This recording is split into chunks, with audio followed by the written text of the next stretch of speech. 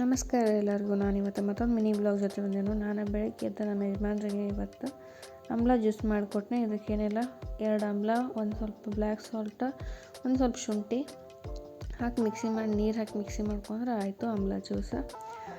ಇವತ್ತು ಬೆಳಗ್ಗೆ ನಾಷ್ಟಕ್ಕೆ ರೊಟ್ಟಿನ ಮಾಡ್ಕೊಂಡಿದ್ನಿ. ಏನು ಜಾಸ್ತಿ ಅವಲಕ್ಕಿದು ಮಾಡಲ್ಲ. ಹಂಗೆ ಇವತ್ತು ಸ್ವಲ್ಪ ಸಂಜೆಗೆ ಸ್ನ್ಯಾಕ್ಸ್ ಬೇಕಾಗಿತ್ತು.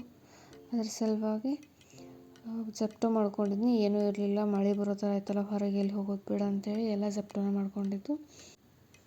ಸ್ನ್ಯಾಕ್ಸಿಗೆ ಚುರುಮುರಿ ಮಾಡ್ಕೋಬೇಕಂತೇಳಿ ಮೊದಲು ಸ್ವಲ್ಪ ಚುರುಮುರಿನ ಗರಂ ಮಾಡಿ ಸೈಡ್ ತೆಗೆದಿಟ್ಕೊಳ್ಳತ್ತೇನು. ಇವಾಗ ಅದಕ್ಕೆ ಕಡಾಯಿಗೆ ಒಂದು ಸ್ವಲ್ಪ ಎಣ್ಣೆ ಹಾಕಿ ಜೀರಿಗೆ ಹಾಕ್ಕೊಂಡು ಒಂದು ಈರುಳ್ಳಿ ಉದ್ದದ ಹೆಂಚಿಟ್ಕೊಂಡಿದ್ನಿ.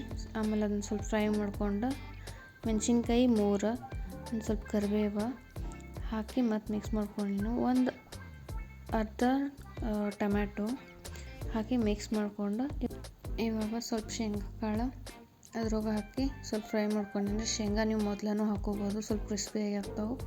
ನಾನು ಈ ಟೈಮ್ದಾಗ ಹಾಕ್ಕೊಂಡೇನು. ಇವಾಗ ಅರಿಶಿನ ಹಾಕ್ಕೊಂಡು ಸ್ವಲ್ಪ ರುಚಿಗೆ ತಕ್ಕಷ್ಟು ಉಪ್ಪು ಹಾಕ್ಕೊಂಡು ಮಿಕ್ಸ್ ಮಾಡ್ಕೊಂಡ್ರೆ ಆಯಿತು. ಈಸಿಯಾಗಿ ಚುರುಮುರಿ ರೆಸಿಪಿ ಮಾಡ್ಕೋಬೋದು. ಹೆಲ್ದಿಯಾಗೇನು ಅಂತಂದ್ರೆ ಸ್ನ್ಯಾಕ್ಸ್ ಆಕೈತಿ. ಯಾಕಂಥೇಳಿ ಈಗ ಗೊತ್ತಾಕೈತಿ. ನಾನು ಚುರುಮುರಿ ಒಳಗೆ ಅದನ್ನೆಲ್ಲ ಮಿಕ್ಸ್ ಮಾಡ್ಕೊಂಡು ಸ್ವಲ್ಪ ಕಡಲೆ ಹಿಟ್ಟಿನ ಇದನ್ನು ಪೌಡ್ರ್ ಮ್ಯಾಗ ಹಾಕಿ ಇವಾಗ ಒಂದು ಚುರುಮುರಿ ಅದನ್ನೆಲ್ಲ ಮಿಕ್ಸ್ ಮಾಡ್ಕೊಂಡು ಚುರುಮುರಿ ಮ್ಯಾಗ ಸ್ವಲ್ಪ ಕೊತ್ತಂಬರಿ, ಕ್ಯಾರೆಟು, ಬೀಟ್ರೂಟು ಇದನ್ನೆಲ್ಲ ಹಾಕಿ ಸರ್ವ್ ಮಾಡ್ಕೊಂಡೇನು. ಈ ವಿಡಿಯೋ ನಿಮ್ಗೆ ಇಷ್ಟ ಆದರೆ ಲೈಕ್ ಮಾಡಿರಿ.